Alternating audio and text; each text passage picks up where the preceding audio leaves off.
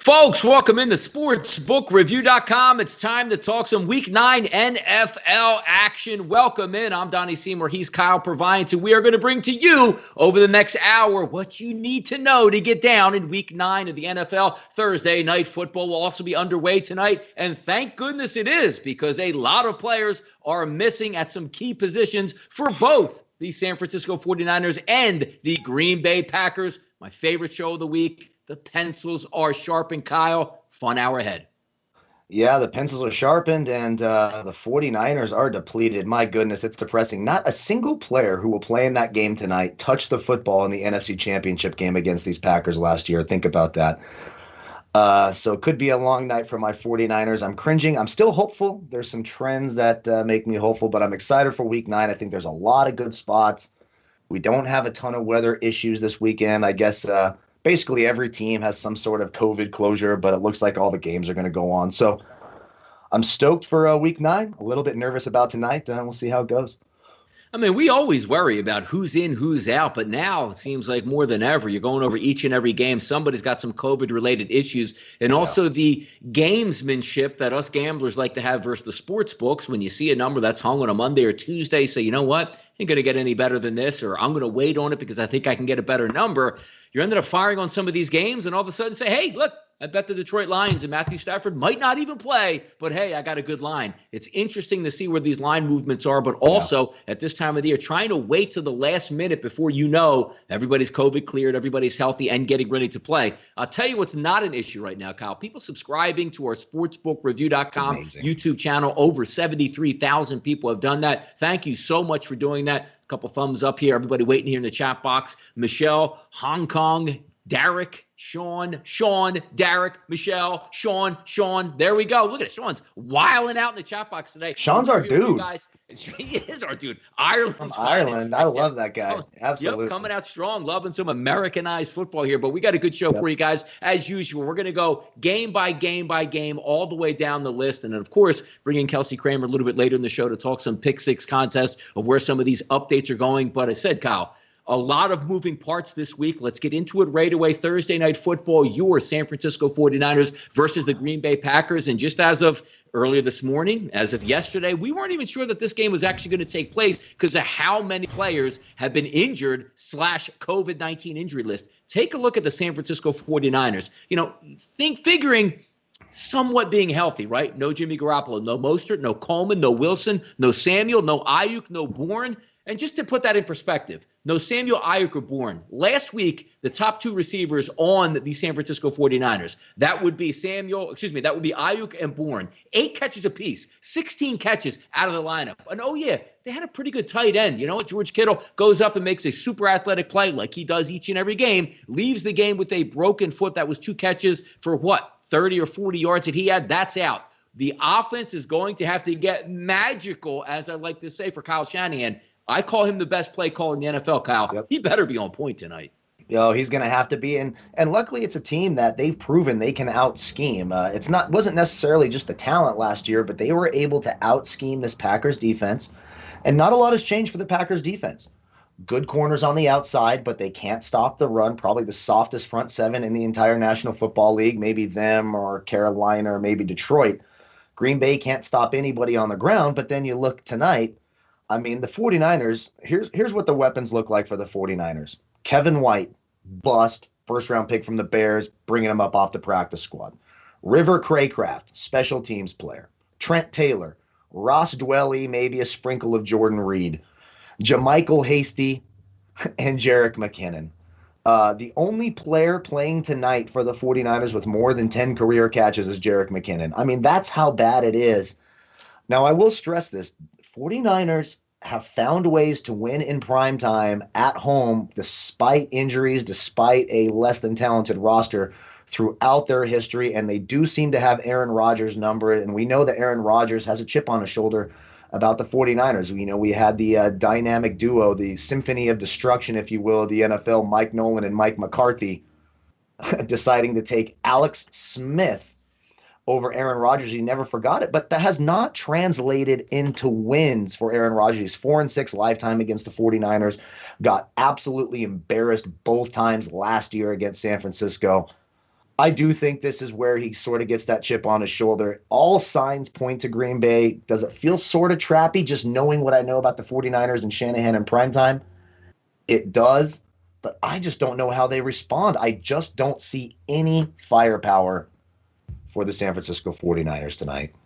So Kyle's going to put on his green goggles tonight and watch San Francisco 49er football like I watched for about 4 or 5 weeks with nobody out there on the field. And you're saying, why can't we do anything? Well, you still need the Jimmies and Joes to get after, because even taking a look at the line, we saw that before the line was taken off the board with all these COVID and final injuries that you got on Monday, when we know George Kittle was going to be out, and certainly Deebo Samuel. So we're talking about that 3 range up to about 6, 6.5. We even saw over 7.5 as early as this morning, Kyle, but a buyback at some outlets here to 7s and some 6.5s. Also, when we take a look at the over-under, opened up in the low 50s, reopened at around 49, and it's still getting bought down even lower, 48.5. It looks like it will be across the board.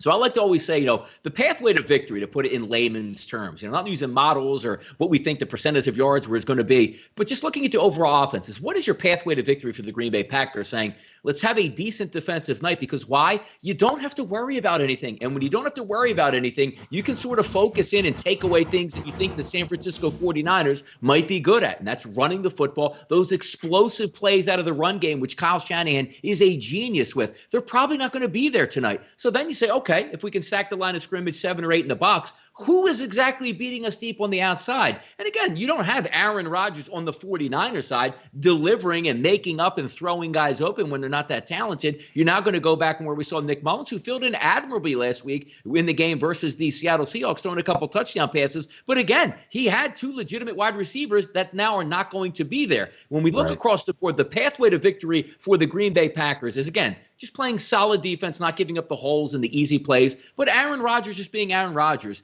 22 of 27, 275 yards, 2 touchdowns, no interceptions will probably be enough to get it done tonight. But I did a video a little bit earlier.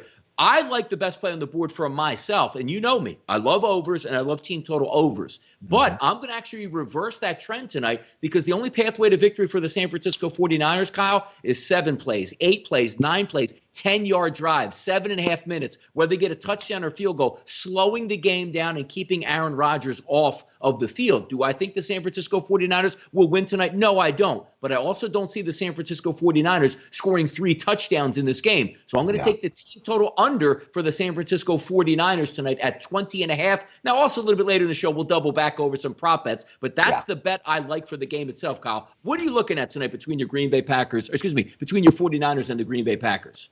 Yeah, and you mentioned it. So the Packers are going to be able to load the box and stop the run, and that's what they have to do. And luckily, there's no one to be afraid of on the outside. So Jair Alexander is not even going to have to shadow. He can just play wherever he wants, and he's going to see, like I said, Kevin White or River Craycraft. I think you or I could probably do a decent job covering them this week. The 49ers, Trent Taylor's going to have to be really good over the slot, and they're going to have to run the football. My favorite bet for tonight, I bet it at under 49.5. I just don't see the 49ers being efficient enough in the red zone. So let's say the running game goes well for the 49ers, and Hasty and McKinnon are able to move the ball inside the 20s. When it's 3rd and 7 or 3rd and goal from the 7, where's Nick Mullins going with the ball? Ross Dwelly? Maybe half a Jordan Reed, whatever we get out of him, however many plays he plays. Are you hoping for the swing pass to McKinnon? I see a lot of field goals if the 49ers are able to even get there. I just don't see them putting up more than, between 13 and 17 points is probably where they end up tonight. I'll be really surprised. If it's more than that, pleasantly surprised, by the way. I'd be happy to see that. And then on the other side, the 49ers defense, as banged up as they are, 6th against opposing running backs, fantasy points allowed. They've been good against quarterbacks. Jason Verrett has really, as long as he can stay healthy, he's turned into a really outstanding corner again. He was when he was younger, then he battled a lot of injuries. The real weakness is going to be Emmanuel Mosley on the outside. We talked about it last week against DK Metcalf. He got absolutely torched. So I think the Rodgers to Adams connection is too much. You see some Robert Tonyan. And I know Aaron Jones might play tonight. If he does, I think that's pretty limited. So a lot of the bulk of the responsibility is going to be on Aaron Rodgers. And can he beat this beat-up 49ers defense? They've overachieved this year, but too much firepower for the Packers. And another thing to note, of course, Trent Williams out for the 49ers as well, their left tackle, their best offensive lineman. So what kind of Nick Mullins are we going to get? We've seen Nick Mullins Last week in one quarter, 258 yards, 2 touchdowns, looked awesome. But we've also seen him. You remember that game against your Eagles, et cetera, where he just throws these lame ducks out to nobody with no receiver around. So what kind of Nick Mullins are we going to get? It's an uphill climb for the 49ers. I like the under in the game. I'm still not comfortable taking Aaron Rodgers on the road in San Francisco by a touchdown or more. I'd probably buy a couple points there, but there's no way I'm betting on the 49ers to cover. And I like the under in this game. I just don't think the 49ers score enough points to get us to that 48.5, 49, 50-point range. Yeah, I mean, I really like Kyle Shanahan, and I like the, concepts that he runs, but you still, again, need players to run those concepts. What would shock you tonight, right? If this game ended up 31-28 Green Bay Packers, I would be surprised it got that high level, which means you're really in despair if you're the Packers moving forward, giving up that many points, because you saw the pathway to victory last week against the Green Bay Packers going up against the Minnesota Vikings. Dalvin Cook's not going to come on the field today. And also, I would still take, obviously, Kirk Cousins over Nick Mullins. And then again, you're talking about two really good, capable wide receivers that can hold the secondary accountable, which now you don't have. So when everybody's beaning down on the running game, it's hard to break those. So look at tonight for Kyle Shanahan and that offense to really get Nick Mullins on the run. Play action boots to the right or left. Try to make those simple plays and concept your way down the field, because it's not going to be a lot of 3 plays, 72 yards and a touchdown tonight. You're going to have to really put in your homework here for Kyle Shanahan to move it. But we'll circle back on this game, an interesting one to say the least, even though who knows who's actually going to play in this game. Sure. Let's flip it over to Sunday and have some fun. Good one right off the bat. Buffalo we go. Seattle and Buffalo, Russell Wilson and Josh Allen. Rotation 451, 452. 7 out of every 10 tickets here coming in on Seattle, which early in the week I would have said, which way can I take the Buffalo Bills in this game? The more I watch the Buffalo Bills, it's just not clicking on offense. Now you're getting a little bit healthier for the Seahawks on defense. Carlos Dunlap will play defensive end, immediately makes him the best defensive lineman on the team that they have. And also looking at Jamal Adams coming back in the secondary, the quarterback of that defense. And the 2.5s are gone. They're now 3s directly across the board, and I do agree with that line movement. The one team that has 0 issues coming West Coast to East Coast and playing at 1 o'clock is the Seattle Seahawks. It does not matter. So if I'm going to sit back and look at this game, and again, do the same simple concept that we have, let me get this straight. Russ basically just has to win the game to cover. Where do I sign up? I still like the Seattle Seahawks. I don't care if it's a square play, 7 out of 10 tickets, all the money coming in on Seattle, line not really moving. Seattle's the better ball club in this game. I'm tired of waiting on the Buffalo Bills to perform. They've underperformed all year, and until they overperform, Kyle, I'm sticking with what I know, and that's winning with the Seattle Seahawks. Yeah, it's Russell Wilson, 3 and under, and you mentioned it. A lot of people, oh, that's the square player, oh, that's the chalk play. Well, I would rather play the chalk play and win some money than try to get too cute and lose some money. And the bottom line, I think there's points scored in this game. The weather looks nice in Buffalo this week. What's mid-60s? It looks like no wind. You've got 2 beatable secondaries. One thing I will caution about Tre'Davious White. We've sort of picked on that Buffalo defense and said, hey, they're just not the same. And Matt Milano not practicing again today. He's been on the injury report all season long. But Tre'Davious White has actually done an outstanding job as a shadow corner. He's giving up somewhere around 0.16 fantasy points per route ran against. He's being targeted on less than 11% of his defensive routes.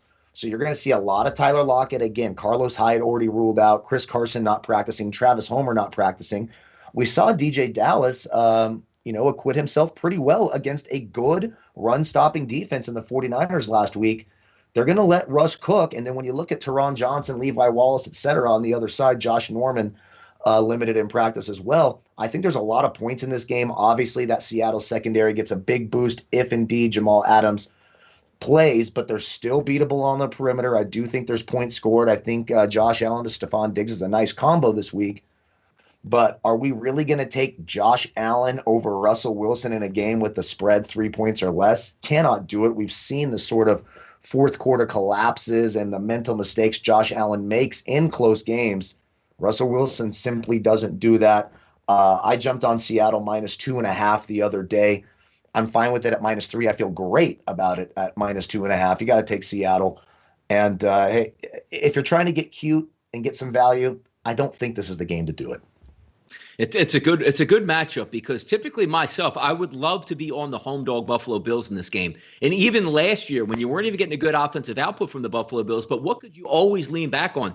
Buffalo Bills defense is really going to come to play and harass Russell Wilson. They haven't shown that this year. And you're right. Tre'Davious White was banged up for most of the year. He's starting to climb in the, we like to look Pro Football Focus, whatever metric use the standings. He's climbing up. They have two good cornerbacks and certainly a good safety as well. But the fact is you need elite linebacker play to keep track of Russell Wilson, and you're not getting that whatsoever from the Buffalo Bills, and that's going to play into this game. Now, we do think there's going to be points in this game, and you brought up a great thing. We're heading into November, 65 degrees, this is to the beach weather in Buffalo, and we're sitting here in November. But 55 is a really tall task. Should they be able to get there? Yes. But again, I expect so much more out of the Buffalo offense, and I'm just not getting it yet, Kyle. Yeah, they started out hot, and they've really, really regressed. And if you're going to pick a secondary to get right, and we've sort of seen Buffalo, they do this sort of two-headed monster at running back with Moss and Singletary, but they throw the ball a lot, and they're in those RPO-type plays an awful lot with Josh Allen out of the shotgun or the pistol, whatever the hell you want to call it. So this should be a spot. John Brown looks like he's going to play. Diggs on the outside. They certainly Shaquille Griffin, by the way, limited or did not practice yesterday. Shaq Griffin and Quentin Dunbar allowing the fourth most fantasy points to perimeter wide receivers on the season.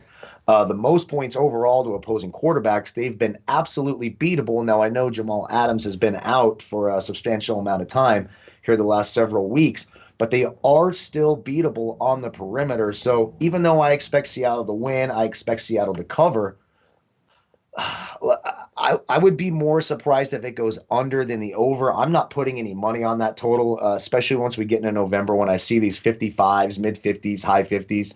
I'm not going to touch that. I'm going to be trying to talk myself into the unders. Can't necessarily do that this week, so I'm going to leave that alone and just stick with the Seattle side. But I don't think you're crazy for thinking that this is a 38-31 type of game where they crush that over, because both these offenses are capable.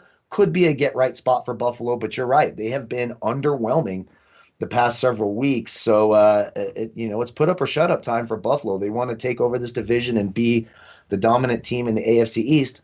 Let's get it done this week, especially when, Miami's in a great spot to lose as well against Arizona. It'd be a big win for Buffalo. Don't see it happening. I like Seattle. Yeah, it's going to be a good game. It's going to be hard fought. And again, you're also talking about when you say hey, Seattle's coming east, you would usually get a raucous atmosphere in Buffalo, and it's just not there. Advantage road teams now, basically evening it out. There is no real home field advantage whatsoever. And even you saw some of the breakdowns where the road teams are actually outscoring the home teams throughout the season. So we'll see how that plays out. But it's going to be a really good one to watch. In past years, Kyle, I'd be all over the Bills in this situation, just not today. 453, 454. Let's head down to Hot Atlanta in the Dome. Drew Lock with an impressive comeback, young quarterback there against rookie quarterback Herbert last week for the Chargers. And now you're going to get Matt Ryan and the Atlanta Falcons, who showed up on Thursday Night Football, got a little bit of breathing time. But now you're down, which it's musical chairs at wide receiver. The two guys, I just can't even believe that. You can't even wake up one day without saying, boy, I hope he got out of bed right, because his leg's going to hurt, his ankle's going to hurt, which is Julio Jones. And then you get Calvin Ridley, who makes a nice play last week, but gets a sprained foot, sprained ankle on the play. Doesn't look like he's going to go. Yeah. Same situation that pops up. I think the Atlanta Falcons will play hard in this game. I think they're playing well under Raheem Morris. I think they got their act together. There's no quit since Dan Quinn left. But you're now in that role of we are the favorite, and we are the favorite by more than a field goal. So we are needing to win by roughly a touchdown to get it done. And when I put the Atlanta Falcons in that checkmark spot, I don't trust them there. Now, having said that, you're talking about a real Jekyll and Hyde type team in the Denver Broncos, where when Drew Luck has it, he's really good. But there's been times when Drew Luck doesn't have it, and he's really bad. Back-to-back weeks, terrible against Kansas City. Fantastic in comeback mode last week against the Chargers. He's not going to have that tough of a defense to go up, and he's also going to be in a dome. Maybe Tim Patrick comes back this week, but also taking a look, Phillip Lindsay is the engine to the offense, as Raheem Morris likes to say, and that's right. He's got some banged-up toes, should be able to good to go Sunday. Simple prospect for me. If I'm getting 4 points, I'm taking Denver in the spot because I don't trust Atlanta as a favorite, Kyle. Yeah, I don't trust Atlanta as a favorite either. One thing that's sort of giving me pause, Phillip Lindsay limited practice today, but Bryce Callahan not participating yesterday, and A.J. Bouye, the best defensive back by far for the Broncos, exactly, on concussion protocol. If he doesn't play, that makes things exponentially easier for that Atlanta offense. Now, you mentioned Calvin Ridley. probably not going to play. If he does play, he won't be 100%. What's unusual is like, hey, Julio Jones isn't on the injury report. That doesn't make any damn sense. Give it a day. He's fully healthy yet, and let's give it a day. I don't want to. Early in the week, I was right there with you with Denver. I like the sort of switch they made last week. They kind of flip-flopped Jerry Jeudy and KJ Hamler from the slot and the perimeter, and it seemed to work out, especially in the second half for them against the Chargers. It's a beatable Atlanta secondary. Kendall Sheffield, Isaiah Oliver, A.J. Terrell, who's their best corner, all very, very beatable. If you get Phillip Lindsay and you have that full complement of weapons, I don't think that Atlanta can stop anybody. I know they've certainly played better since getting rid of Dan Quinn. It was a nice win last week against a very capable Carolina offense. Right now, if I'm looking at games this week, I stayed away from this game with my own personal money. But if I'm looking at, hey, where can I get some value? Where can I take an underdog? I think Denver is certainly a live dog this week. So I do like the Denver play. You never trust Atlanta being the favorites, and you never trust Atlanta being ahead. So I would lean Denver on this. Makes me very nervous. But like I said, one of the better live dogs this week is probably the Denver Broncos. Yeah, and again, it's all going to come down to lock. If he can sit in the pocket and make throws like he did over the last quarter and a half in that football game against the Chargers, they're going to be in some pretty good shape here. And again, Ridley is a big loss because, when you have two dominant wide receivers out there, the same way we talk about maybe Tampa Bay, we had Godwin on one side and Evans on the other side. They work great in tandem because they do different things. Still, you could double Julio Jones all you want. He's still going to beat you, but that would just leave Ridley just wreaking havoc on the opposite side of the field. That's not going to take place. But again, you bring up the key point in this one. When you're going up against an Atlanta offense, even though Matt Ryan's arm maybe not the same as it was a couple years ago, you need cornerbacks to get after Julio. And if your top two cornerbacks are down in this football game, that leaves you shorthanded. So something to keep an eye on with the practice reports that come out today, tomorrow, and also updated on Saturday. Let's talk a little Chicago Bears football, maybe what's left of their offensive line or even their offense, to say the least. 455, 456, the Chicago Bears and the Tennessee Titans. Nick Foles, Ryan Tannehill, both teams looking to bounce back after losses. Hey, the Chicago, maybe we expected them to lose to New Orleans, put up a hard fight, lost in overtime, an totally embarrassing performance by the Tennessee Titans in a game they should have dominated. Anytime you roll out of bed and the other team's offensive line is down 4 starters, you should crush the pocket, laugh at that game, and move on. Not only did they not sack Joe Burrow in that game, Kyle, they didn't even hit him in that game, which is astounding to think about. But guess what? You get another shot this week because the COVID bug has struck and some injuries on the offensive line for the Chicago Bears. Joe Burrow, a lot more mobile than Nick Foles is. Still have Allen Robinson on the outside. But are we going to get a wake-up performance out of the Tennessee Titans? The line opens up at 6. We even got even more movement today, up to 6.5, over under 46s across the board. I like the Chicago defense, but there's a lot of weapons for Tennessee. Maybe they wake up after last week, or are we saying after back-to-back weeks, is this the real Titans team that we're going to watch for the rest of the 2020 season? If they don't put away the Chicago Bears, there are serious complicated issues within the team that maybe we don't see surface because they're way more talented. They should dominate the Bears team, and they better. They should, but the problem is their defense, and they just made a trade for Desmond King, but he's not going to be ready this week. No, not ready. He's listed as out. That's secondary. By the way, Kyle, answer me this question on this, which I can't seem to make this up. You trade a guy from San Diego who's been getting tested every single day on his team for, Los Angeles, right? He goes to Tennessee, but he has to sit out until he tests negative for like a week on his new team. What am I missing here? I don't even understand this rule whatsoever. It's the dumbest shit I've ever seen. Now, look, if he hadn't been playing and hadn't been tested, then I would understand, okay, follow the protocols, do the things, keep him safe. But if you've been tested the entire time and have been on a live team, what the hell is the difference if you go to the next team? And those are the sorts of things. It's bad for the NFL. I know they're trying their best, and listen, it's a different season. But you got to have some common sense and some consistency, because when you don't do that, then what do you get? You get unrest. You get fans saying, hey, screw the NFL. When you stop trusting the process, we sort of see that in the world today, right? When people stop trusting the process and it doesn't make any sense, then you sort of lose that collateral. You lose that benefit of the doubt. And I think it's really, really stupid. And quite frankly, it hurts the Titans this week because they're a bad secondary. They are one of the worst teams in the slot. They're the 4th worst team on the perimeter. So if there's ever a defense where Nick Foles can sort of get right, again, the Tennessee Titans have the lowest sack rate in the NFL. I went back and watched that Titans-Bengals game, and there were a few plays where they definitely should have had a sack, and Joe Burrow made just plays that you wouldn't expect from just amazing type plays to get out of those sacks. But the fact remains the Titans can't get to the quarterback. Jadeveon Clowney is consistently unhealthy, and sometimes you get some plays out of him, sometimes you don't. I think the line is too big. The weather's nice there, in the 60s, 70s there in Tennessee. If I'm taking the Titans, I'm buying this down to 4.5, and just, accepting the loss and maybe making it in terms of value, loss of value, and making it a parlay piece. But at 6.5 and 7, I'm probably going to take the Bears to cover. I just think the defense can slug it out enough, and I don't trust the Titans defense, even though, Anthony Miller is banged up a little bit for the Bears, so they might be down there, so it's going to be like the Darnell Moonies and, no Javon Wims, so they're getting really deep. Cordell Patterson, you'll probably see a lot of him in the slot, maybe in the backfield again this weekend. I still think the Bears can keep it close enough because of that defense. If I'm taking the Titans, I'm getting it to like 4.5, or 3.5 or 4, buying the points, making it a parlay piece. But at 6.5, I got to lean the Bears. No, and I'm with you on that too. And I like to joke around on Twitter a lot. But I was actually serious with this joke. I saw Mitchell Trubisky hurt his shoulder. I'm like, you know what?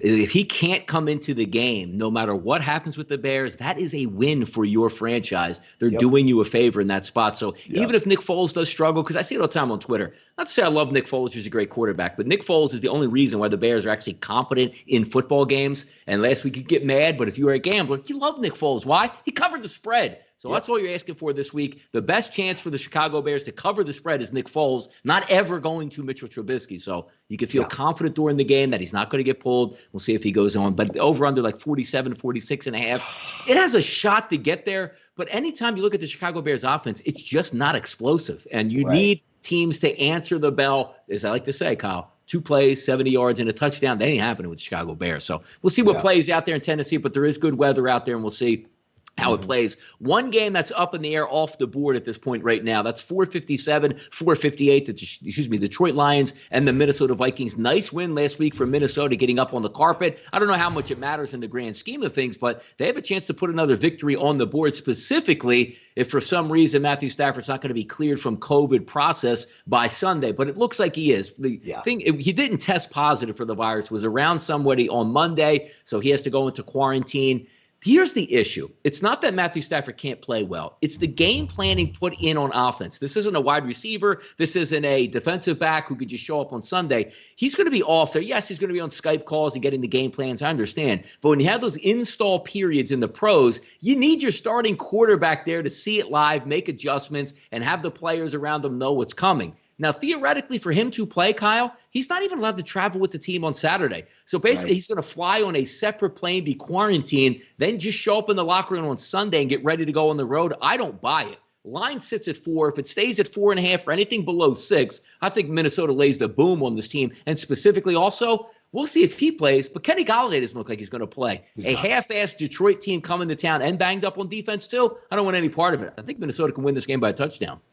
Yeah, and I want to preface this by saying I've gotten the Vikings wrong basically every damn week this year. They have frustrated the living hell out of me. I guess technically got it right last week because I took the under in that game and I squeaked by. I took the under 51 and it hit 50, and I was sweating that and pissed off at the Packers the entire afternoon. But you're right. So Matthew Stafford has to test negative 5 straight days, which will make him eligible right on Sunday. He's got to travel separately. It won't shock me if he plays. It won't shock me if he doesn't. I really don't know. Their backup is Chase Daniels, certainly a capable backup, I suppose. In terms of, would the 49ers take Chase Daniel today? Absolutely. But I jumped on the Vikings as soon as I saw this, and I was going to take the Vikings anyway. The Detroit Lions can't stop the run. You mentioned, trying to get the game plan in the practice. Now you're without your number 1 wide receiver again. Kenny Golladay is doubtful, and I should say very doubtful. It is really unlikely that he plays. So now we're talking about Marvin Hall and Marvin Jones. TJ Hawkinson has even been a little bit limited. It's got a toe issue going on as well. They got that sort of poor man's 3-headed monster in Peterson, Kerryon Johnson, and Swift. I just think Minnesota, when you look at the perimeter for Detroit, they're about middle of the pack in terms of defense against wide receivers. But when you look at the perimeter, they're the fifth worst team on the perimeter defending opposing wide receivers. Since Justin Jefferson's breakout week in week 3, he's played on the perimeter 71% of the time. Adam Thielen 78% of the time. So now you're talking about Desmond Trufant, who's been injured all year and hasn't played. The couple of games he did play, he was torched. Jeff Okudah, the rookie out of Ohio State, hasn't been great. Orawani, it's Amari. I always mess that guy's name up. But the bottom line is they stink on the perimeter and they stink against the run. When you look at the Minnesota Vikings, what's the strength of that team? The run with Dalvin Cook and Madison, and the perimeter receivers and Adam Thielen and Justin Jefferson. You should see points in this game if Stafford plays. That's the real concern at that 52.5. Can you trust Chase Daniel, who will most likely start? I guess they have David Bloch as well. You got to take the Vikings here. -4 seemed like a short number. As soon as I got that Matthew Stafford news, I jumped on that bet. So I got Vikings -4. Seems a little bit too easy. And again, the Vikings have burned me all year, but too much strength versus weaknesses, too many check marks for the Vikings. I got the Vikings this week. Yeah, Davis down at linebacker. At least he's going to have to clear COVID protocol also. But Trey Flowers goes on the injured reserve. It's not getting any better. And I got to say, it's so odd because I questioned the move because I thought there was more talented players on the board. When you draft a cornerback in the top 5, he's usually a plug-and-play Pro Bowler from like day one. And getting the news out of Detroit, like through camp, like, hey, we're going to take it easy with him. I heard that right away. He's been one of the worst cornerbacks graded in football. Yep. If you whiff like that on a top 5 pick at cornerback, that sets you back so many years from your process. Most people thought Okudah, again, was going to come in and be a really good, hey, you lose Darius Slay, but we got Okudah there. He's been a disaster, and that's killing that secondary. That automatic, both these secondaries think coming in the game, but one team is at least going to have some jet fuel wide receiver where the other one's going to be down. We'll see how it plays out. We'll see if Matthew Stafford gets back in there. And again, Sunday on the pregame show that we do right here on sportsbookreview.com, we'll know when he's in and out, and what we can actually expect from that football game. 459, 460, maybe my favorite game of the week. Baltimore and Indianapolis. Lamar Jackson coming to town after a game where, look, or I should say games now that he has not looked that good through the air. He's got weapons at wide receiver. He's got tight ends. He's got a good offensive line and just can't seem to put it together. It's one of those games you saw with the Pittsburgh Steelers last week where the Ravens thoroughly dominated that game and ended up losing. If Lamar Jackson ran a wing T offense last week with the Ravens, they beat the Steelers by 3 touchdowns. But because he throws the football for a pick 6, throws another interception inside his own red zone, that leads to disaster, but he was still able to come back at the end of the football game. But the fact that he's not a legitimate passer, 4th and 3, linebackers sell out, blast it, they get a victory for the Pittsburgh Steelers. Something to be said about just winning football games, which I'll give the Steelers, but they were thoroughly dominated last week. We'll see what happens in this week's game because you're not going to get a layup here. You're going up against an elite run defense when we know that Baltimore really likes to run the football. But this game is inside and on turf. And over the past 2 seasons, when you put Lamar Jackson on turf, that offense explodes. So if you have a beat on him from a defensive end position, defensive tackle, or a corner blitz, he makes one move and he can house it at any time. The turf should be able to help those wide receivers that are built on speed, just getting the ball. You saw Malcolm Brown like, dude, use me. I can beat anybody deep, but my quarterback doesn't even look my way. We'll see if that little squeaky wheel gets a little bit more passes this week. I don't agree with the line movement going from 3.5 down to 1.5 across the board. I think we'll get some points in this game, and I think the Ravens will be up to the challenge because it's not Lamar Jackson going up against the Colts defense I worry about, Kyle. It's the fact that Phillip Rivers needs a clean pocket and a running game to get after a defense. He's going to face a pretty stiff opponent this week if they get everybody back from those COVID protocols. I like Baltimore here. Oh, I like Baltimore a lot, and I'm so happy. I'm actually kind of annoyed because I took Baltimore -2.5 and felt great about it. I just don't see the path for the Colts. And this is a weird dome. When you rewatch these games in Indianapolis, have those weird shadows. You're like, wait, is this actually in a dome? They have that weird roof, and you get these sort of bizarre shadows. But the fact of the matter remains, when you look at the Indianapolis Colts, you're not just going to be able to run the football to victory here with Jordan Wilkins and Jonathan Taylor, who's off the injury report today. You're going to have to throw the football. And you have some, Marlon Humphrey, obviously the COVID situation, blah, blah, blah, with the Baltimore secondary. It's still very good. And now you've got T.Y. Hilton, didn't practice today. Who'd replace T.Y. Hilton on the perimeter? Marcus Johnson. He was a non-participant in practice today. You get way down into the list. Ashton Doolin, he did not practice yesterday. So now we're relying on Michael Pittman, who just came back from injury, and Mo Alley Cox, and what are you going to run a three-headed monster, I suppose, at tight end with Trey Burton and Jack Doyle as well.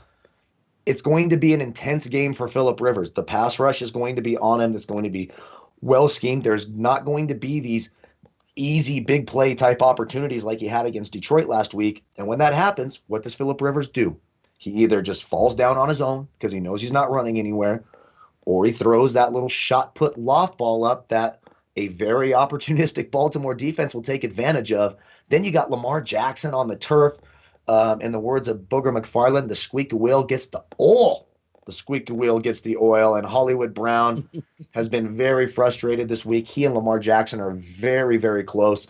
I think you see some big plays in that passing game. I do think the Colts defense is good, but I think those broken plays, that pass rush of the Colts, that's going to play into the strengths of the Baltimore Ravens offense. I like Baltimore quite a bit, and the fact that it's 1.5s and 2s, I think it's, I don't want to jinx it too much, but it feels like a free square. Give me the Baltimore Ravens this week. I think they win by more than a touchdown. I think the Colts look bad this week at home. Yeah, it's hard because I love Frank Reich, and I know they're going to come to play, but I just don't know. I think the matchup is what is kind of hard to unfold because we know Indianapolis likes to stop the run, but Baltimore doesn't care about that, and they run on everybody and run on everybody well. Like you look at the Pittsburgh Steelers, right? We think they have probably overall the best defense. They shredded that team. 460 yards of offense they got on the Steelers in rainy conditions. Now you're going to put this football team on turf where they're going to be even faster than you are. I think that's where it's going to play out here. I do think Indianapolis is going to be game in this one, but I don't agree again with that line movement down. I really like the Baltimore Ravens to pull out the victory over. I like to say my Indianapolis Colts. I feel like I back them every week, but just not this week in this game. Carrot, some big news here coming up in this game here, Kyle. 461, 462, Carolina and Kansas City. Chris Jones, the all-world defensive lineman for the Kansas City Chiefs, has just been placed on the COVID list, so he will not play this weekend. And I was talking to you before the show, Kyle, thinking those Carolina Panthers can hang around. That's nice to not have to go up against him. And also, I was looking at the practice report yesterday. Frank Clark did not practice also for the Kansas City Chiefs, so something to keep an eye on as well moving forward. 50-50 ticket split here on this game. Opens up at 51, now sits at 53, but the line has dropped. 11.5 down to 10.5 primarily across the board. And I do agree with that line drop, but still it's hard for me because I like Kansas City's defense, and we've gone over how well they've stopped teams, scoring more than 20 points just about every game but one this year. But now you're going to be down some key components. I think Carolina is decent on offense to the point that they're now getting help back out of Christian McCaffrey this weekend. That should give them an extra bump.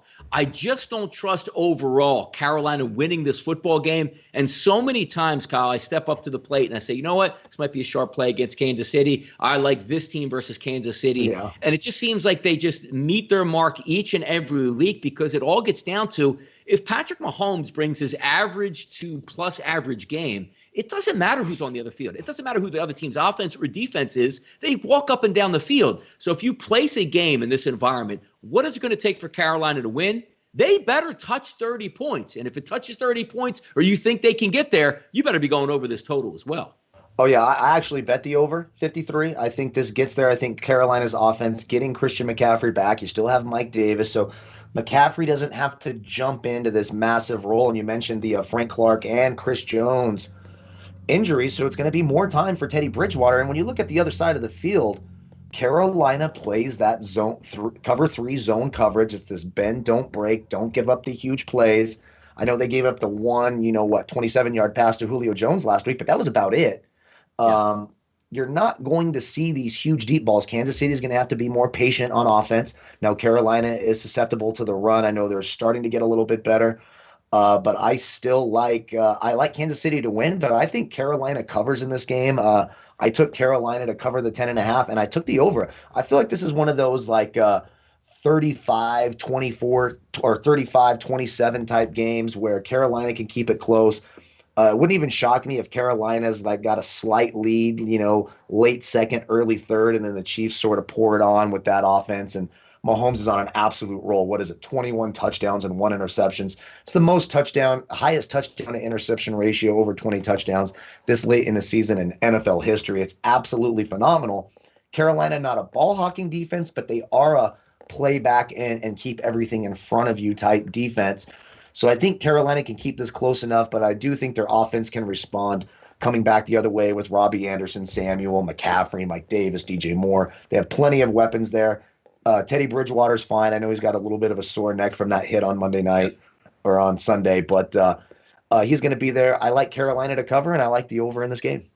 Yeah, more to keep an eye on, too. As I said, with Chris Jones going down with COVID, you never know who he's close to, or maybe, talking about those analysis where he's at that contact tracing, because the good thing about things like the Baltimore Ravens, which put like 6 guys in contact tracing, they can come back. Same thing with Matthew Stafford, had the close contact on Monday. The only reason he's able to play is because there's enough time before Sunday. We're talking about Thursday in the afternoon. If those close contacts are now, and there's 4 to 5 guys in that defensive line or linebacking crew, they're not going to be able to play on Sunday. So keep an eye on that. But I do know the NFL is going to play no matter what. And they can manipulate a lot of things like saying, well, the close contact was on Monday, so they can play Sunday. That's always going to happen. Do you think the Detroit Lions with Matthew Stafford, hey, came in close contact with my cousin. When was it? Yesterday. Let's just say it was Monday. Nobody will know. All right, it was Monday, and he gets to play. There's going to be a lot of that going around because these guys are paid to win football games, and they understand the same things. Typical to like a guy getting a concussion in a football game. He knows if he tells the trainer, hey, they hit me in the head, I'm feeling woozy, he's going to be out. But if he comes to the sideline and says, no, he hit me in the shoulder, he's going to get to play football again, even though it's not to the best interest of himself or the team by playing. That's just what athletes do. So keep in mind, if you're looking to fire away on this game, the edge in me would say get down on Carolina because it can only get worse for Kansas City as opposed to not getting better. So something to keep an eye on this weekend. Here's a good one, 463, 464, at least to talk about. Houston coming back off the bye, didn't make any trades, and as his team, good wide receivers, good running back, great quarterback, they should be able to do some damage against Jacksonville. But when you look at Jacksonville, Doug Marrone's the head coach here, right?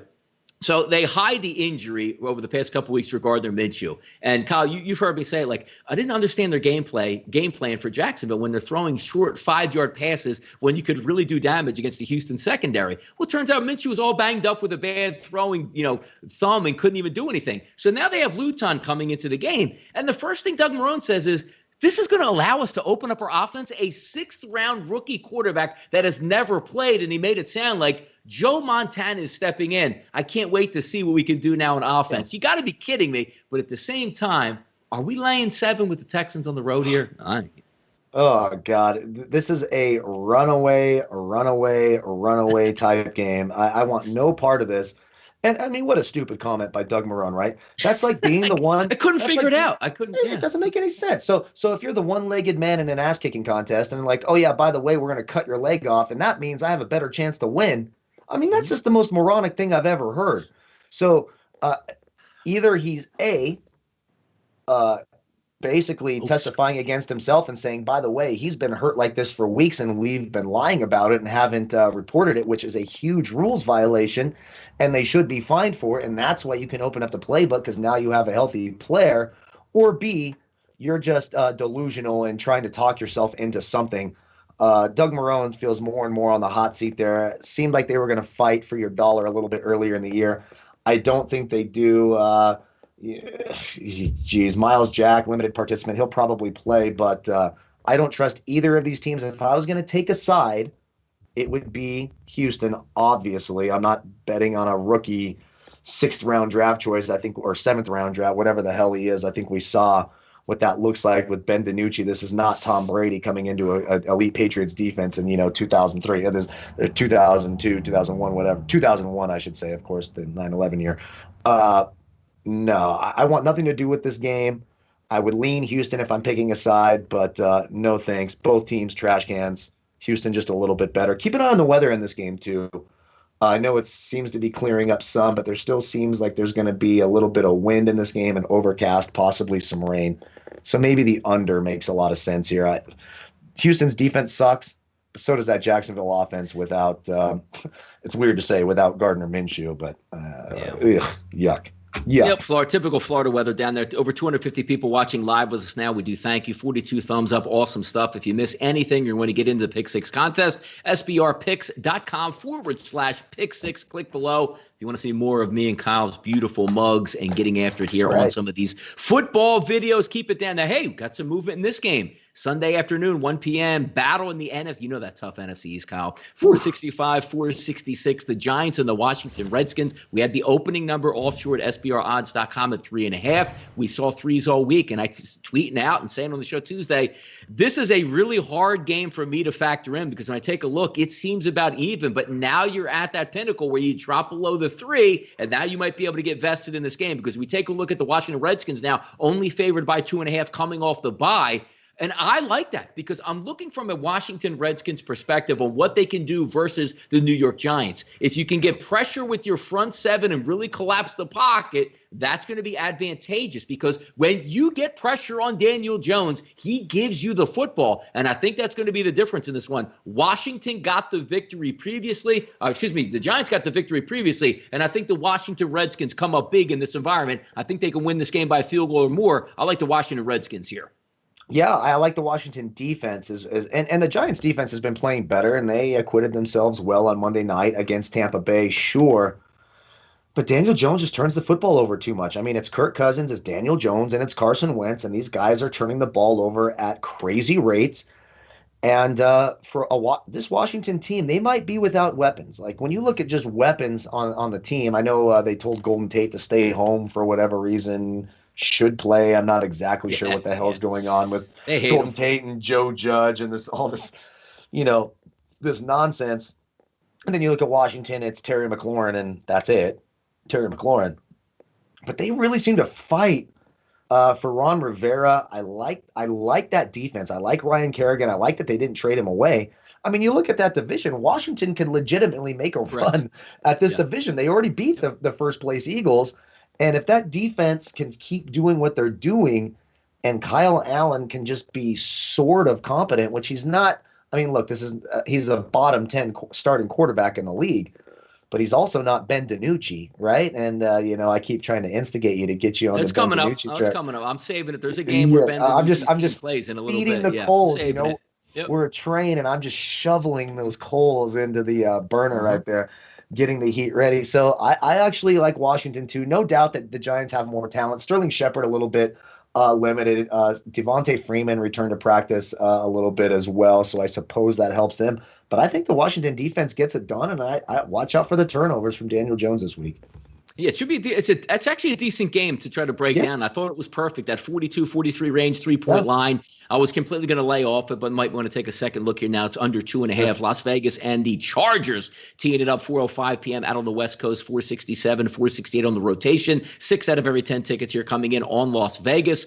Opening line for the total, 52.5. Now we're seeing 51.5 across the board, which is kind of interesting that number is dipping a little bit lower. But here's also what's interesting, and I completely agree with. A light 3 came out at SBRodds.com offshore Pinnacle, -3, +105, +100. And that's dipped all the way down to even some places like William Hill now showing a pick'em. I like the Raiders. I like what they can do. And you look at the score last week, it doesn't tell the whole picture. Hey, 16-6, they go, no, you beat Cleveland, this and that. But the fact that John Gruden was willing to sacrifice his love of the passing game and quarterbacks to say, I have a workhorse running back. I'm going to lean on him, and we're going to roll the dice, and came up aces. That's wonderful stuff because now instead of going into a 40-mile-an-hour wind gust, you're going into a dome and on turf, and now you can get Ruggs back in. You can get those offensive weapons on the outside. Your tight end Waller going, and along with play action outside of Josh Jacobs, it can really work. And the one thing that you're seeing from the Chargers now is how delicate that football team is because they should be having a sensational year gearing up for a playoff run, but they can't hold 3 touchdown leads. So no matter what the young kid does on offense, Justin Herbert, it doesn't seem to be playing out. You trade away one of your top-level secondary guys, and as I like to say, Kyle, the white flag in the locker room. You're not adding pieces to get the team energized. You're taking them away, basically saying, well, we don't have a shot to do anything, so if somebody wants some of our players, come and get them here. I like the Las Vegas Raiders in the spot. I think they can win the game outright, and I also think we do get points. More likely to see this game played into the 20s than 24-17, something like that. Oh, absolutely. And you mentioned Desmond King going, and then, you got Keenan Allen matched up against LaMarcus Joyner on the slot on the other side. There should be points on both sides. And I think the line movement is right, moving more towards the Raiders. I like the pick'em. This is going to be a close game. These are two teams The Raiders certainly have a higher trajectory right now, but when you look at the Chargers, I mean, Justin Herbert has been an absolute find in the first round. I have to eat crow on that. I did not like the draft. I'm Yep. from Oregon. I'm not big on Oregon quarterbacks. One of the most beautiful deep balls you're going to see, and he and Keenan Allen seem to certainly have a rapport. The problem is you can't trust the Chargers to hold on to a lead, as you mentioned, and win a game. Well, you look at the Raiders, they're winning games they're supposed to win and actually winning some games they're not supposed to win. So I like the Raiders. Now it's out of pick 'em. I think I took the Raiders -1. Same damn thing. Very unlikely you're going to get those 1-point games. They happen occasionally. I think it's like 17% of the time or less than that where you get a 1-point game. So I like the Raiders. I just think they're better coached. I'm not sure Anthony Lynn has figured out the right way to get through to that Chargers team. I don't like that they're losing key pieces and now they're playing, some of these backups here in the slot, etc. One thing to keep an eye on, I guess, with Trent Brown did get released from the hospital. I'd be really surprised if he played this week. He's still listed as questionable. If he plays, that's a big addition because Joey Bosa right now is in concussion protocol and did not practice on Wednesday. That's a big loss for that Chargers defense. If you're not putting pressure on Derek Carr, and now you're relying on some of these secondary players where you've already shipped out your best slot corner, I think the Raiders win this football game. I do think it's a close game. I do think they get the points. I think you're right about the over. I like the over 51.5, but I will take the Raiders in this game. Just better all around. You saw the Chargers, too, try to go to Troy Maine Pope as their key back last week. He's in concussion protocol now, so now they got to go back to Joshua Kelly or Justin Jackson. Justin Jackson, if you're playing fantasy, would probably be the running back I want there. But, I'll take the Raiders this week. Yeah, they should be able to beat up on that Raiders defense too, but it just comes down to I trust Las Vegas more overall as a team than I do what the Chargers are doing. I think Vegas has a decent shot at getting to the playoffs. The Chargers don't. You can always say, it's a AFC West rival. We're always going to play hard. Sure, they're going to play hard, but when push comes to shove and you go out to a 10-point lead, are they just going like, oh my God, we're lost because we can't protect any leads? It'll be something to watch there, but I'll give you something to watch right now. 4:25 p.m. on Sunday, 469, 470. Those Pittsburgh Steelers, fresh off a nice victory over the Baltimore Ravens, now invade Dallas, who looks like I don't know what to expect from the Dallas Cowboys, but it's probably going to be a poor performance because we're taking a look across the board now. Lines open up at SBRodds.com, 13.5. We now sit at 14s across the board. Over under, kind of interesting here. Opens at 41, but now we're seeing some 42s, 41.5. So that is rising a little bit. And I preface this by saying, if there is a God, he will not move that team total for the Dallas Cowboys off of 13.5 and move it to 13 because I will indeed be on that game once again with the Dallas Cowboys biting my nails. Now, last week, the thought process going into the Dallas Cowboys is A, they're playing the Philadelphia Eagles who don't hold anybody to under 20 points. And B, if you just hand it off, you're going to get first downs, you're going to move the football, and you should be able to score at least 2 touchdowns. Theoretically, but when you get a kid that won a raffle contest for his junior high school cotillion, and then he all of a sudden got to be a Dallas Cowboys quarterback for his Sunday, that doesn't work out that well. And the fact of the matter is that Jerry Jones came on Tuesday and said, yeah, he can't play. He won't play ever again. So we're going to move on to Cooper Rush and Garrett Gilbert as awesome battling components to be over. Imagine if you're DiNucci. You're sitting in the back of the room today in the quarterback class go, I was so bad. They brought 2 practice squad players in. And usually when your kicker is struggling, you bring in 2 or 3 kickers to get the guy going. They told the guy, we don't even want you to take a snap in practice, brother. Get in the back of the room and just hang out and be lucky that we're going to put you back on the bus and you can go home a little bit later in a couple weeks. Getting back to this game and getting that off of my chest, the Steelers should win this football game. But this is a major downgrade in competition when you look what the Steelers were going up against the past couple weeks, including beating their arch rival, the Baltimore Ravens. They're going to be able to think they can roll their helmet out and wipe this team off the field. We're not talking about just winning the game, Kyle. We're gamblers. You're going to have to win by basically 17 points. Should they? Yes. Am I betting it? No. I'm not. When you see these double-digit road favorites, you're like, okay, I need to find a way to take the home team. Then you look at the home team, and you've got, like I said, the symphony of destruction, symphony of stupidity, whatever the hell you want to call them, Mike Nolan and Mike McCarthy. No, thank you. Then you look at quarterback, like, okay, we're not going to start Ben DiNucci. Don't worry, people. Don't worry, fans. we're going to play Cooper Rush and Garrett Gilbert. I don't mean to be crude, but that's like trading herpes for chlamydia. I mean, come on. Okay, yeah, you'd probably rather have chlamydia and it's curable, but no thank you, right? I don't want either one of them. It's an absolute disaster. Now you see Zeke Elliott on the injury report as well. He's nursing a sore hamstring. The Steelers are the 5th best rushing defense in the entire NFL, probably the best overall defense in the NFL. You could argue maybe Baltimore, Tampa Bay. I guess you could throw Chicago in there. Yeah, Pittsburgh should beat the living crap out of them. Again, I don't bet double-digit road favorites. Not going to do it here. The only way I bet this game is if I can find a way to take the underdog to do anything. I don't think they can. Garrett Gilbert, trash. Cooper Rush, trash. Ben DiNucci, super trash. All garbage. The head coach, absolute moron. No thank you on this game.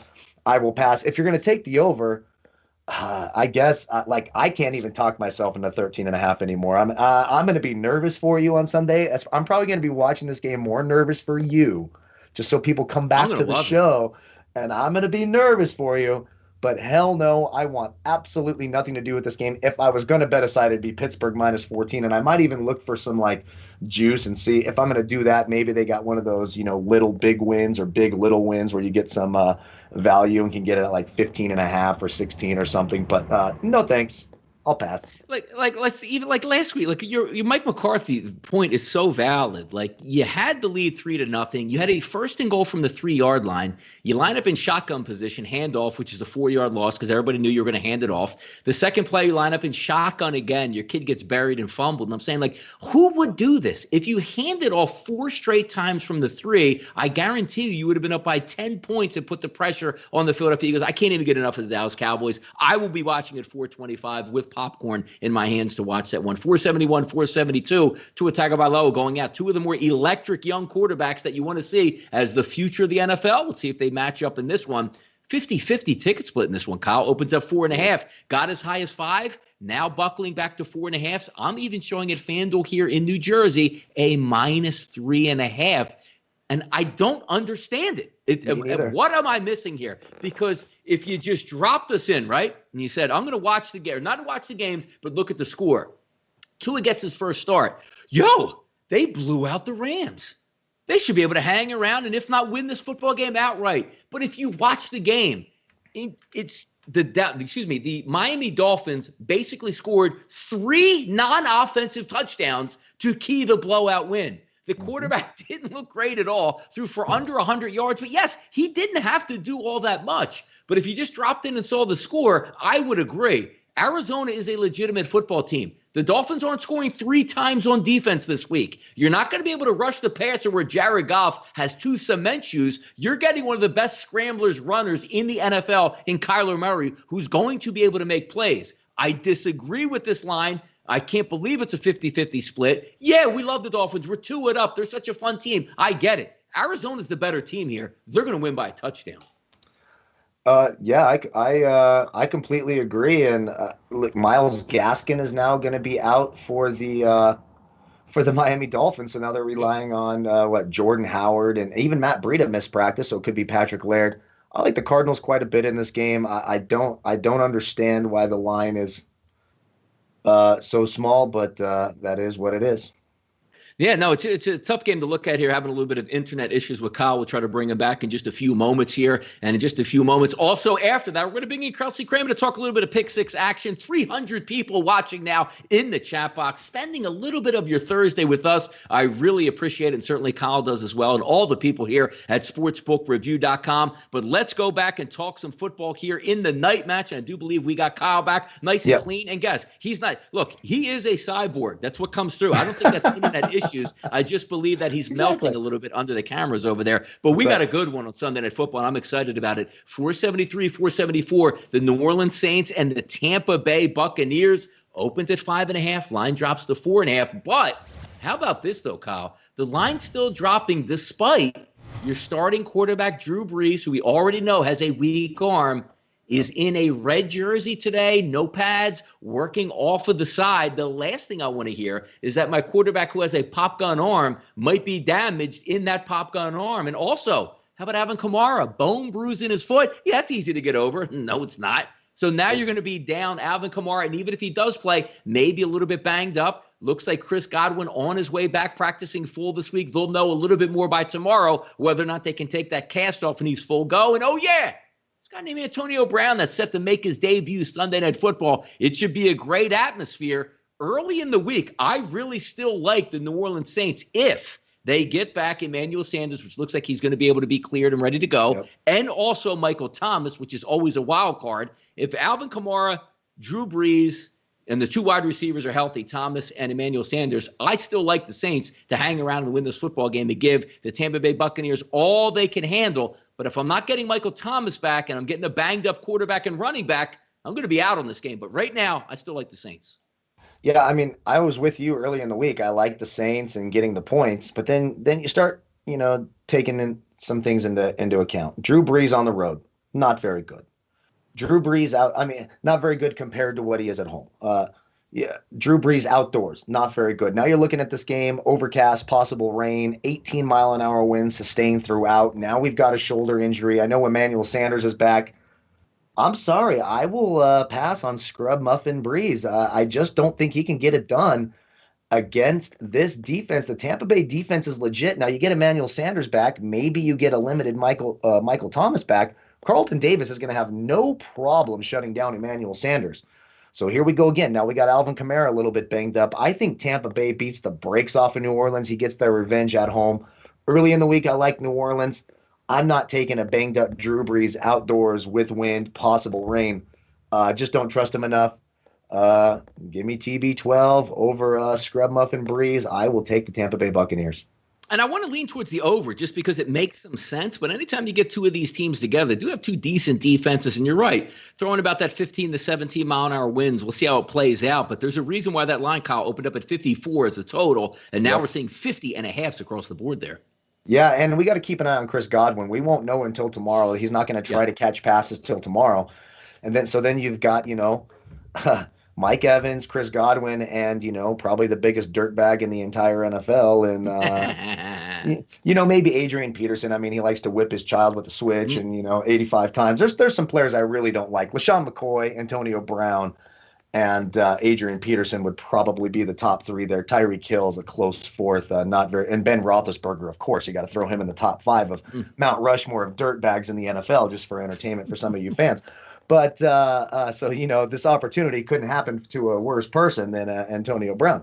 But Tampa Bay is going to be loaded. Tom Brady knows how to throw to Antonio Brown. Apparently, he looks great. So even if Godwin isn't necessarily ready to catch footballs, which it looks like he's going to be, that offense is going to be loaded and ready to go. And then you're just injured across the board for New Orleans. So 4.5 makes a lot of sense. I like Tampa Bay. Yeah, practice report coming back today for both teams. It'll be interesting. And tomorrow, again, on Friday, usually you'll get a full aspect if they're in or they're out or what the prognosis is going to be for Sunday. But I'm looking forward to that. And certainly we'll update all that and more on Sunday on our pregame show, 12 p.m. Eastern time, right here on sportsbookreview.com. One game to go before we get some pick six talking here. 475, 476, New England and the New York Jets. I see Sam Darnold at practice today, banged up a little bit, may not go. It's something that I like pain. And, I always like to say that, I'm the guy that's going to look for a way to take these nonsensical teams because there is some value. Otherwise, if everybody just bet the other way, we would win all the time. And that's not the case.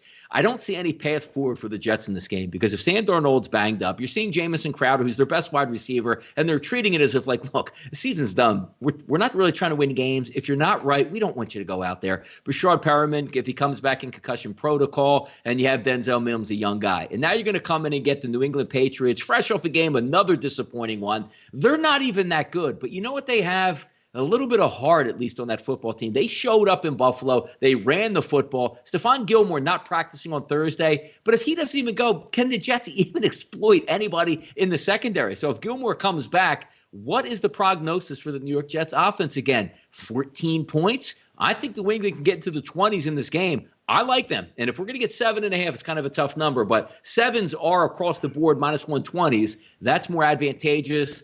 There's no way the Jets hang around in this football game with a chance to win. So my only chance here is going with the New England Patriots minus the 7. Yeah, I mean, it's a run for the hills game, and we're going to be live for what? We'll be here. for on Monday night covering this train wreck of a game, a travesty of justice, if you will. But I mean, you saw what Bill Belichick has done to Sam Darnold.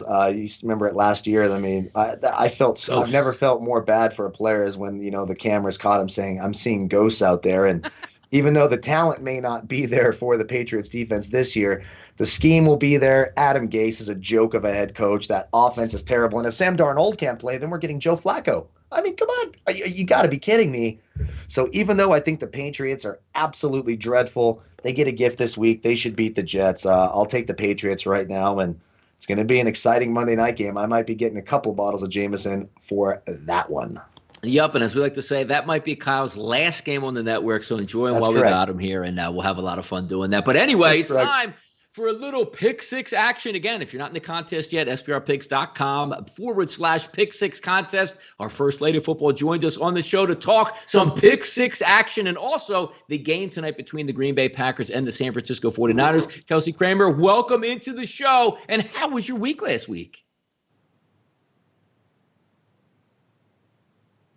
Okay. We need to tell Kelsey to turn the microphone on so that we can hear. Looks like it was a great week. I'm trying to read the lips here. It was a great week. Atlanta Falcons won. There we go. There, she's back. She's back. How was your week last week, Kelsey?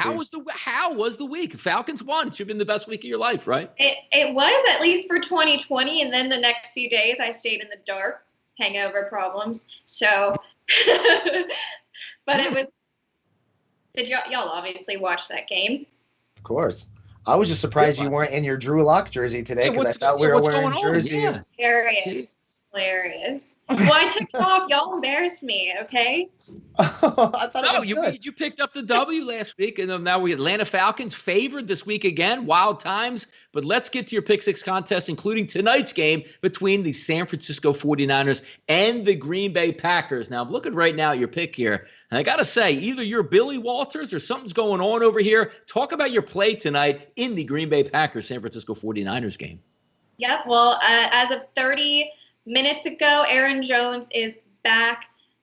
Again, I make these picks like Monday night in the middle of the night. So I have Packers at -3. I think it's up. What is it up to now? 7.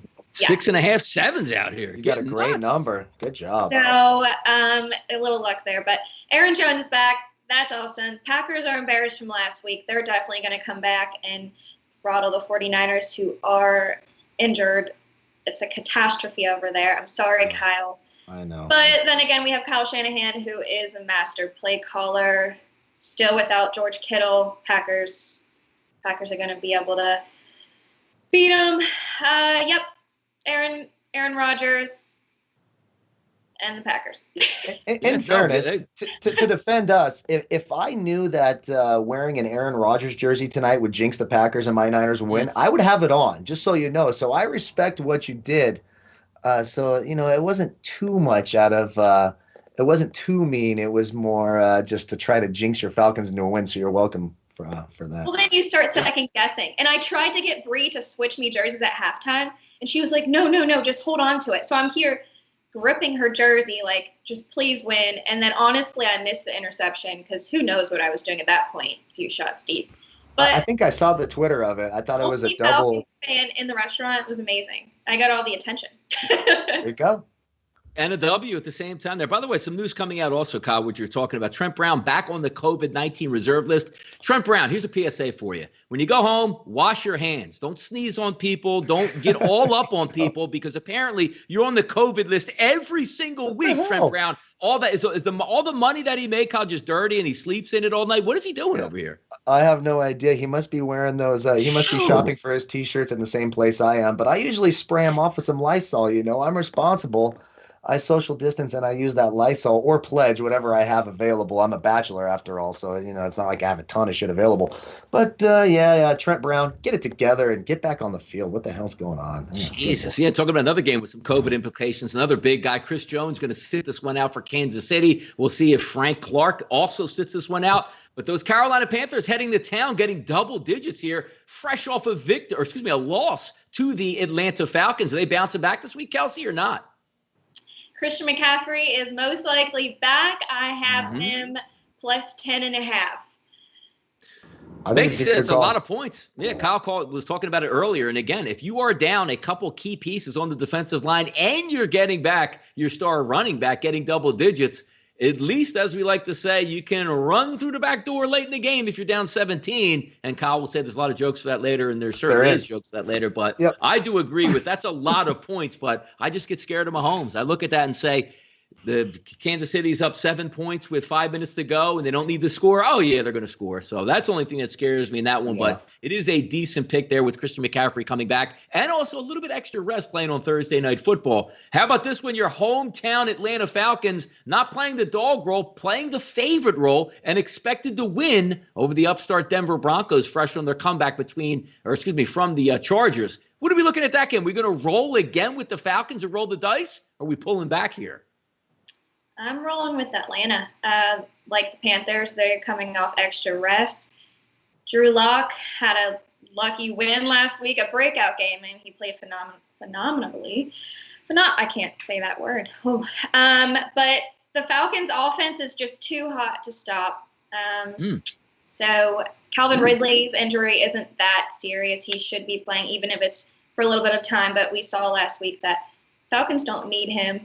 Their defense is getting better and better week by week. So I am putting minus 3.5 on Atlanta. I've been called too hot to stop once in a while. A long time ago, about 40 years ago or something, whatever the hell that was. But yeah, too hot to stop. Used to be my nickname.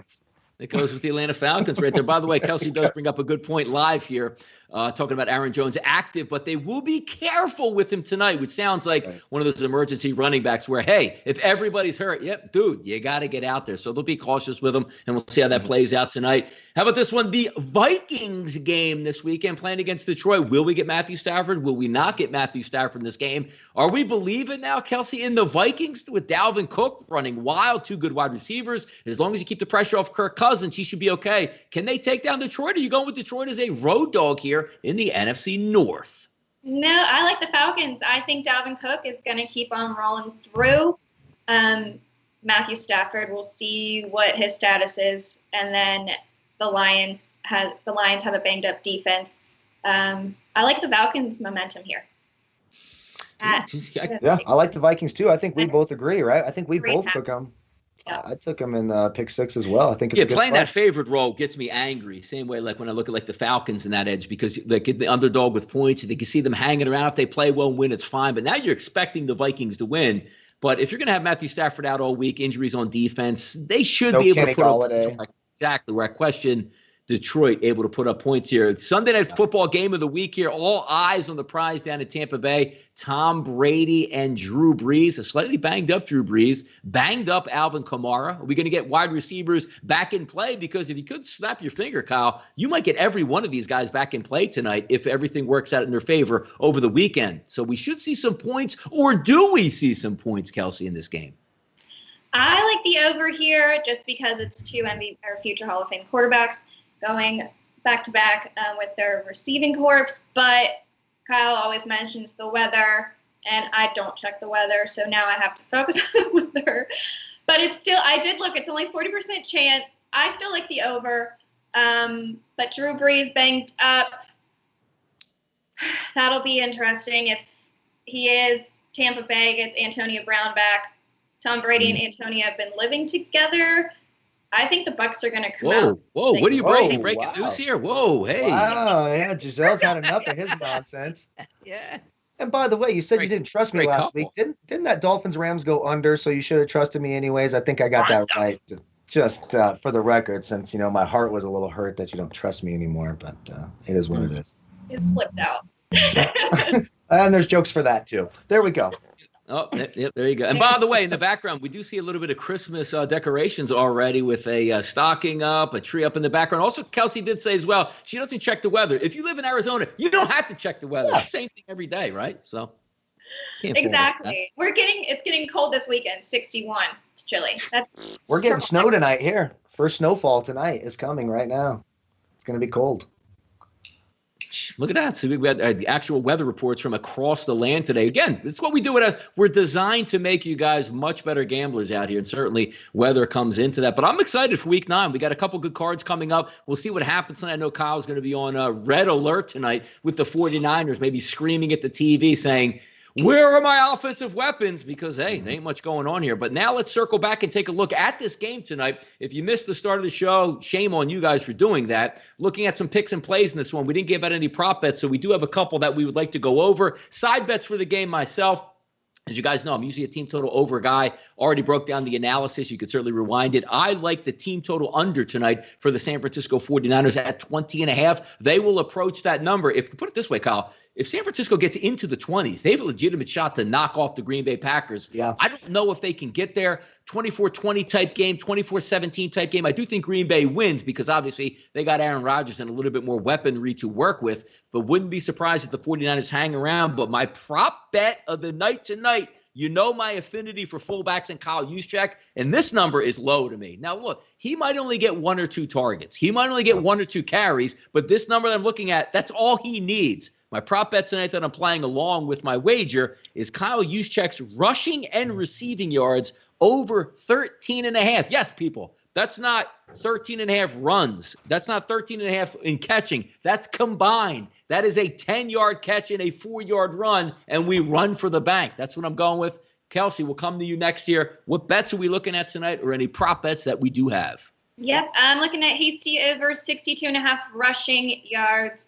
The Packers haven't been good against the run, and he's the only guy the 49ers got that's going to step up tonight. So, and then as for Rodgers, over 1.5 touchdown passes. Ooh, good. That makes a lot of sense in this one. Absolutely makes sense. Kyle, what are you looking at tonight in this game?